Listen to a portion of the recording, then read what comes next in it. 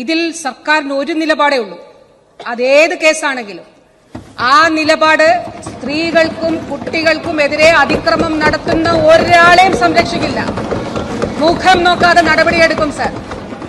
ബഹുമാനപ്പെട്ട മന്ത്രി ഇവിടെ പറഞ്ഞതുപോലെ ഒരു നിലപാടാണ് ആവശ്യം നമുക്ക് എല്ലാവർക്കും. കൊച്ചിൻ യൂണിവേഴ്സിറ്റിയിൽ നടന്ന സംഭവം നിങ്ങളുടെ ആളുകൾ അത് കേസെടുത്തില്ല. കാരണം ഇയാൾ പാർട്ടിക്കാരനാണ്.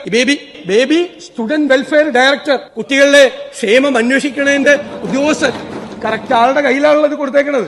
വ്യാജ പരാതി നൽകിയ പെൺകുട്ടിക്കെതിരെയും ഡോക്ടർ ബേബിയെ ആക്രമിച്ച ഗുണ്ടകൾക്കെതിരായും കർശന നടപടി സ്വീകരിക്കണം. നിലപാട് വേണം സാർ. നിലപാട് ഇതാണ് നിലപാട്. യൂണിവേഴ്സിറ്റി സ്റ്റാറ്റ്യൂട്ട് അമെന്റ് ചെയ്ത് നോൺ ടീച്ചിങ് പോസ്റ്റിൽപ്പെട്ട ഇയാളെ ടീച്ചിങ് പോസ്റ്റിലേക്ക് മാറ്റി. കഴിഞ്ഞ 11 വർഷക്കാലത്തെ മുൻകാല പ്രാബല്യത്തോടുകൂടി UGC ശമ്പളം കൊടുത്തു. അയാളാണ് ഈ പ്രതി. നിലപാടാണ് സാർ, നിലപാട്.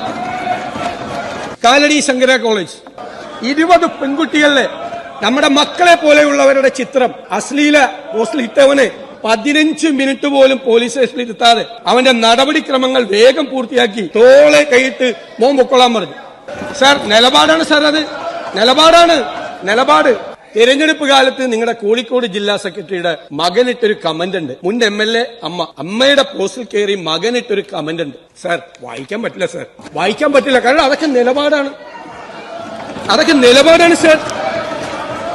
കോഴിക്കോട് മെഡിക്കൽ കോളേജിൽ ഒരു പെൺകുട്ടി പീഡിപ്പിക്കപ്പെട്ടു എന്ന് ബോൾഡായി അതിന് മൊഴി കൊടുത്ത ആ സ്ത്രീയെ മെഡിക്കൽ കോളേജിൽ നിന്ന് ഇടുക്കിയിലേക്ക് സ്ഥലം മാറ്റിയ ആളാണ് ഈ ആരോഗ്യമന്ത്രി.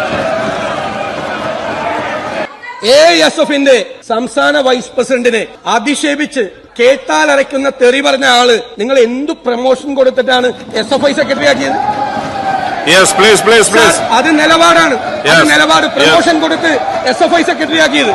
6 വയസ്സുകാരിയായ പെൺകുട്ടിയെ പീഡിപ്പിച്ച് കെട്ടിത്തൂക്കിയ DYFIക്കാരനെ പോലീസ് സംരക്ഷിച്ചു. പാർട്ടിക്കാരെ സംരക്ഷിച്ചു.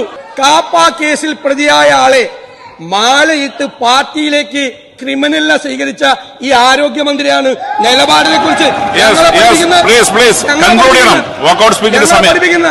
ഞങ്ങളെ പഠിപ്പിക്കുന്നത്.